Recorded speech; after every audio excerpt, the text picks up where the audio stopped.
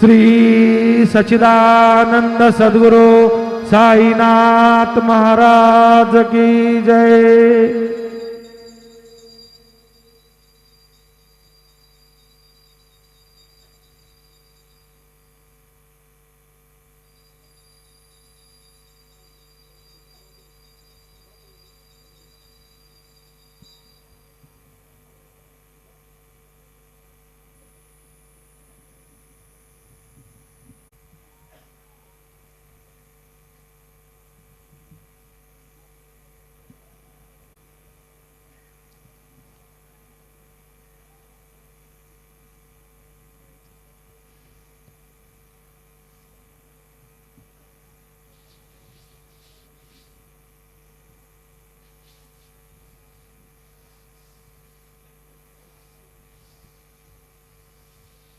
आता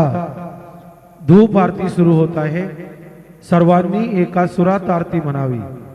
अब धूप आरती शुरू हो रही है। आप सब एक सुर में आरती गाइए। श्री सच्चिदानंद सद्गुरु साईनाथ महाराज की जय। आरती साई बाबा सौख्यदातार देवा चरण रजातली द्यावा दासा विसावा भक्ता विसावा। आरती साई बाबा जाळूनी आनंद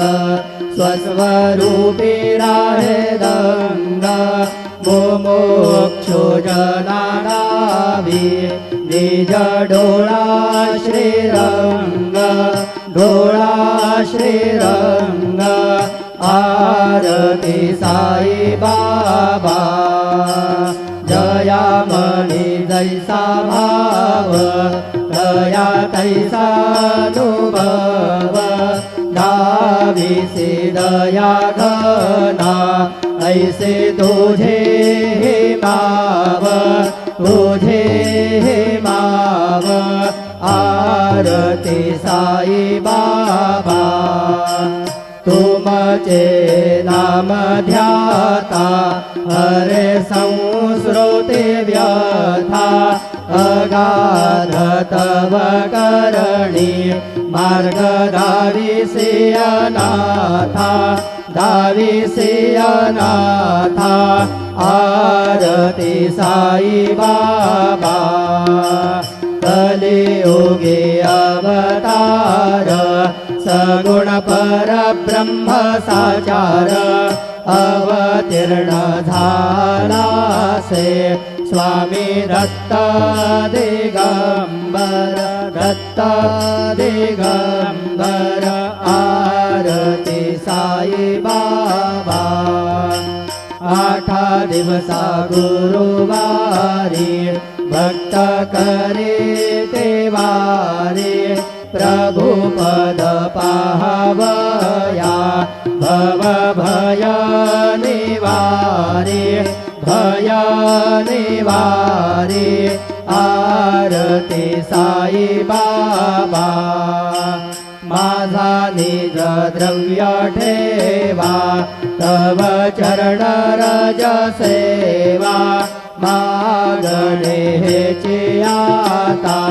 तुम्हा देवाधिदेवा देवाधिदेवा। आरती साई बाबा इच्छित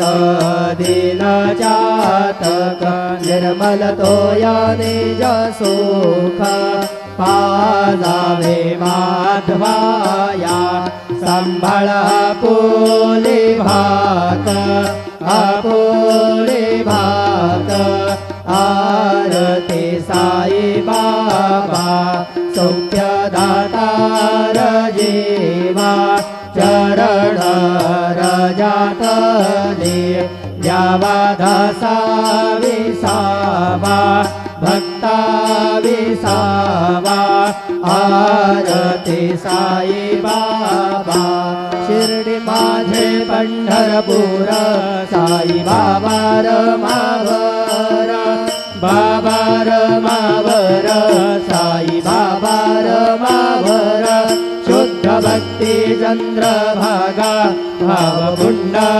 जागा पुंडलिक जागा भाव पुंडलिक जागा याहो अवघे जन करू बाबांचे वंदन साईचे वंदन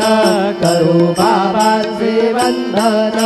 गणू म्हणे बाबा साई धाव भाव माझे आई पाव माझे आई धाव पाव माझे आई घालीन लोटांगण वंदीन चरण डोळ्यान पाहिन रूप तुझे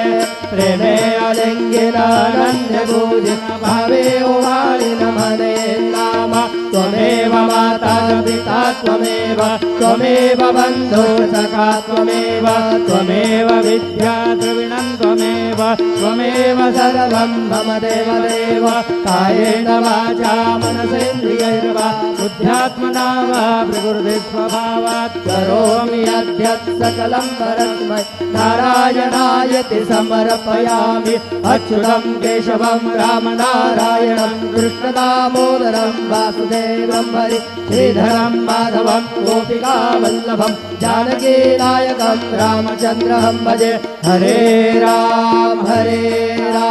राम राम हरे हरे हरे कृष्ण कृष्ण कृष्ण हरे हरे श्री गुरुदेवा दत्त अनंता तुला ते कसे रे स्तवावे अनंता तुला ते कसे रे नमावे अनंता मुखांचा शिणे शेष गाता नमस्कार साष्टांग श्री साईनाथा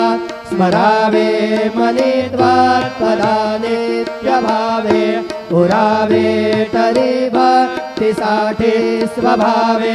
तरावे जगातारुणी मायताता नमस्कार साष्टांग श्री साईनाथा वसे जो सदा दावया संत लीला दिसे आज्ञलोका परिजो जनाला परियंतरे ध्यान कैवल्यदाता नमस्कार साष्टांग श्री साईनाथा बराला धला जन्म हा मानवाचा नरासार्थका साधने भूत साचा धरो साई प्रेमा गळाया अहंता नमस्कार साष्टांग श्री साईनाथा धरावे करीसा नल्पज्ञवाला करावे अपाधन्य चुंबो निघाला मुखी घाल प्रेमे खराग्रास आता नमस्कार साष्टांग श्री साईनाथा सुराधिक ज्यांच्या पदावंदिताते शुकाधिक जाते समानत्व देते प्रयागादि तीर्थे पदे नम्र होता नमस्कार साष्टांग श्री साईनाथा तुझ्या ज्या पदा पाहता गोपबाली सदा रंगलेचे स्वरूपे मिळाली तरी रास क्रीडा सवे कृष्णनाथा नमस्कार साष्टांग श्री साईनाथा तुला मागतो मागणे एक द्यावे करा जोडितो दीन अत्यंत भावे भवे मोहनी राजहातारी आता नमस्कार साष्टांग श्री साईनाथा ऐसा येई बासाई दिगंबरा अक्षय रूपावतारा सर्व हि व्यापक तो श्रुती सारा अनुसूया त्रिकुमारा बाबा येई बा काशी स्नान जप प्रतिदिवशी कोल्हापूर वीक्षेसी निर्मल नदी तुंगा जलप्राशी निद्रा माहुर देशी ऐसा जेवा झोळी लोंबत सेवा त्रिशूलडमरुधारी भक्ता वरद सदा सुखकारी देशिलमुक्तिचारी ऐसा ये जीवा पायी पादुका जपमाला कमंडलो मृगछाला धारण कर जीवा नागजटा मुकुट शोभतो माता ऐसा ये जीवा तत्पर तुझाया जे ध्यानी अक्षय त्यान्ते सदने लक्ष्मी वास करे दिन रजनी रक्षसि संकट वारुणी ऐसा ये जीवा या परिध्यान तुझे गुरुराया दृश्य करी नयनाया पूर्णानंद सुखे हिताया लाविसि हरि गुण गाया ऐसा ये जीवा साई दिगंबरा अक्षय रूपावतारा सर्वहि व्यापक तो श्रुति सारा मनोसुयात्रि कुमारा बाबा ये जीवा सदा सत्स्वरूपं चिदानन्दकन्दं जगत्सम्भवस्थान संहारहेतुं स्वभक्तेच्छयामानुषं दर्शयन्तं नमामीश्वरं स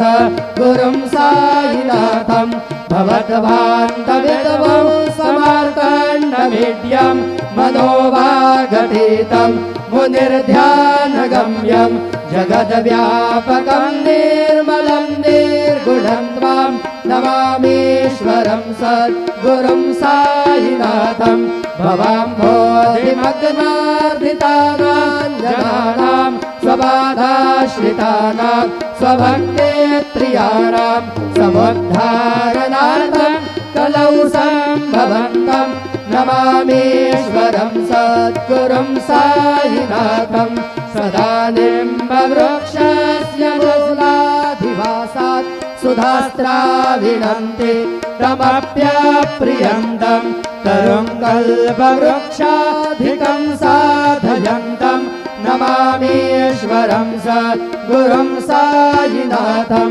सदा कल्पवृक्षस्य तस्याधिमूले भवद्भावबुद्ध्या सपर्यादिसेवां नृणाङ्गोर्वतां मुक्तिप्रदन्तं नमामीश्वरं सद्गुरुं साईनाथम् अनेकाश्रुतातर्क्यलीला विलासै समावेष्कृतेषा न भास्वप्रभावम् अहं भावहीनं प्रसन्नात्मभावं नमामीश्वरं सद्गुरुं साईनाथं सदां विश्रमारं ममेवाभिरामं सदा सज्जनैः स्तुतं सन्नमध्ये जनामोददं भक्तभद्रप्रदन्तं नमामीश्वरं सद्गुरुं साईनाथम् अजन्माद्यमेकं परब्रह्म साक्षात् स्वयं सम्भवं राममेवावतीर्णं भवद्दर्शनासं पुनीतप्रभोऽहं नमामीश्वरं सद्गुरुं साईनाथम् श्री साईश कृपानिधे किरणृणां सर्वार्थसिद्धप्रद युष्मत्पादरज प्रभावमतुलं धातापि वक्ता क्षमः सद्भक्त्या शरणं कृताञ्जलिपुटं सम्प्रापितोऽस्मि प्रभो श्रीमत्साई परेशपादकमलान् नान्यच्छरण्यं मम साई रूपधर राघवोत्तमं भक्तकामविबुधद्रुमं प्रभुं माययोपहत चित्तशुद्धये चिन्तयाम्यहर्निशं मुदा शरत्सुधाशु प्रतिमं प्रकाश कृपापात्रं तव साईनाथ त्वदीयपादाब्जसमाश्रितानां स्वच्छाययातामपाकरोतु उपासनादैवत साईनाथ स्तवैर्मयोपासरिणा सुतस्त्वं रमेण्मनो मे तव नादयुग्मे भृङ्गो यथाब्जे मकरन्दलुब्धः अनेकजन्मार्जितपापसंशयो भवेद्भवत्पादसरोजदर्शनात् क्षमस्व सर्वानपराधपुञ्जकान् प्रसीद साई सद्गुरो दयानिधे श्री साईनाथ चरणामृतपूतचित्ता तत्पादसेवनरता सततं च भक्त्या संसारजन्यदुरितौ धवनिर्गतास्ते कैवल्यधाम परमं समवाप्नुवन्ति स्तोत्रमेतत्पठे भक्त्या यो नरस्तन्मनः सदा सद्गुरो साईनाथस्य कृपापात्रं भवेत् ध्रुवम् रुसो मम प्रियाम्बिका मजवरे पिता हे रुसो रुसो मम प्रियांगना प्रियसुतात्मजा हे रुसो रुसो भगिनी बन्धु हे श्वशुरसासुबाई रुसो न दत्त गुरु साई मा मजवरी कधे रुसो पुसो न सुनबाई त्या मजन भ्रातृजाया पुसो पुसो न प्रिय सोयरे प्रिय सगे न ज्ञाति पुसो पुसो सुहृदना सखा स्वजननाप्तबन्धो पुसो परे न गुरु साई मा मजवरी करे रुसो पुसो न अबला मुले तरुण वृद्धहीना पुसो पुसो न गुरु धाकुटे मजन थोरसाने पुसो पुसो न च भले गुरे सुजन साधुहीना पुसो परे न गुरु साई मा मजवरी करे रुसो रुसो चतुर तत्त्वविद् विबुध प्राज्ञज्ञानी रुसो रुसो हि विदुषी स्त्रिया कुशल पंडिता हि रुसो रुसो महीपति यति भजकतापसे रुसो मदत्त गुरु साई मा मजवरी कधे रुसो रुसो कवि ऋषि मुनि अनघ सिद्ध योगी रुसो रुसो हि गृह देवता निकुल ग्राम देवी रुसो रुसो खल पिशाचहि मलिनडाकिनी रुसो न दत्त गुरु साई मा मजवरी कधे रुसो रुसो मृग खग कृमि अखिल जीव जन्तु रुसो रुसो विटप प्रस्तरा अचल आपगाब्धे रुसो रुसो खपवनाग्निवा अवनि पंचतत्त्वे रुसो न दत्त गुरु साई मा मजवरी कधे रुसो रुसो विमल किंकरा अमल यक्षिणी रुसो रुसो शशि खगाधि गगनि तारकाहि रुसो रुसो अमर राजहि अदय धर्म राजा रुसो न दत्त गुरु साई मा मजवरी कधे रुसो रुसो मन सरस्वती चपल चित्तते रुसो रुसो वपु दिशाखिला कठिन काल तो हि रुसो रुसो सकल विश्व हि मयितो ब्रह्म गोलम रुसो न दत्त गुरु साई मजवरी कधीही रुसो विमूढ म्हणूनी हसो मज नमत्सराही डसो पदाभिरुचि उल्लसो जनन कर्दमी नापसो न दुर्गधृतीचा धसो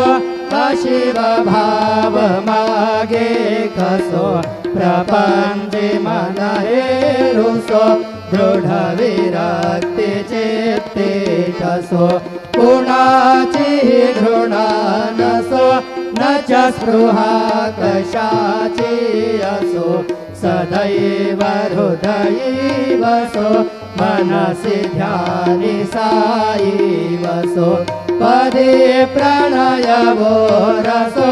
निखिल दृश्य बाबादिसो न दत्त गुरु साई उपरि याचने लारुसो हरि ओम यज्ञेन यज्ञमयजन्त देवास्तानि धर्माणि प्रथमान्यासन् ते हनागं महिमानः सजन्त यत्र पूर्वे साध्या सन्ति देवाः ओम राजाधिराजाय प्रसय्य साहिने नमो वयं वै श्रवणाय कुर्महे नमे कामान् कामकामाय मह्यं कामेश्वरो वै श्रवणो दधातु कुबेराय वै श्रवणाय महाराजाय नमः ओम स्वस्ति साम्राज्यं भोज्यं स्वराज्यं वैराज्यं पारमेष्ठं राज्यं महाराज्यमाधिपत्यमयं समन्तपर्याः ईस्यात् सार्वभौमः सार्वयुषान्तादात् परार्धात् पृथिव्यै समुद्रपर्यन्ताय एकराळिति तदप्येष लोको विगीतो मरुतः परिवेष्टारो मरुतस्यावसङ्ग्रहे आवेक्षितस्य कामप्रेर्विश्वे देवाः सभासदैते श्रीनारायण वासुदेवाय सच्चिदानन्द सद्गुरु साईनाथ महाराज की जय करचरण कृतं वा कायजं कर्मजं वा श्रवणनयनजं वा मानसं वा अपराधं विहितमविहितं वा सर्वमेतत्क्षमस्व जय जय करुणाब्धे श्री प्रभो साईनाथ श्री सच्चिदानंद सद्गुरु साईनाथ महाराज की जय राज्य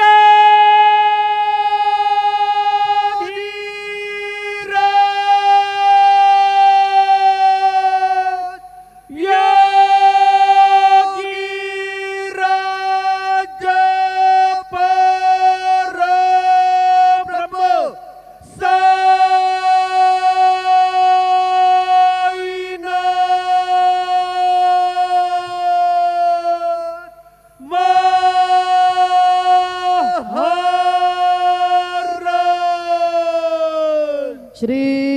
सच्चिदानंद सद्गुरु साईनाथ महाराज की जय। हरि ओम ब्रह्मज्ञानं प्रथमं पुरस्ताद्विसीमतः सुरुजोपेन आवः सबुधन्या उपमा अस्य विष्ठाः सतश्च जोनिमसतश्च विवाह महायोगपीठे तटे भीमरथ्या वरं पुण्डरीकाय दातुं मुनीन्द्रैः समागत्य तिष्ठन्तमानन्दकन्दं परब्रह्मलिङ्गं भजे पाण्डुरङ्गं गुरुर्ब्रह्मा गुरुर्विष्णु गुरुर्देवो महेश्वरः गुरुः साक्षात् परब्रह्म तस्मै श्री गुरवे नमः। सद्गुरु साईनाथ देवताभ्यो नमः। सायं पूजा परिपूर्णार्थे विलेपनार्थे चन्दनं समर्पयामि। त्वाङ्गन्धर्वा अगणौ स्वामिन्द्रस्त्वां बृहस्पतिः त्वामोखदे सोमो राजा विद्वान् यक्ष्मादमुच्यत। विलेपनार्थे चन्दनं समर्पयामि। अक्षन्नमे मदन्तशवप्रिया अधुगत अस्तु गतसभवानवो विप्रानविष्ठया मतिजो जान्विन्द्रते हरि चन्दनस्योपरि अक्षतान् समर्पयामि अहिरिव भोगैः वर्जेति बाहुञ्जाया हेतिं परिबाधमानः हस्तग्नोऽभ्यशवाभ्ययुनान् पितवान् भूमान् भूमाग्गुसं परिपातुभ्यशवतः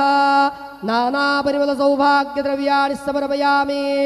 ओखधिः प्रतिमोदत्वं पुष्पवतीः प्रसूवरीः अश्वा इव सजितवरिर्विरुधः पारैष्ण्वः नानाविधपत्रपुष्पं समर्पयामि सायङ्काले उपहारनैवेद्यं निवेदयामि ॐ नाभ्या आसीदन्तरिक्षगो शीर्ष्णोर्द्यौः समवर्तत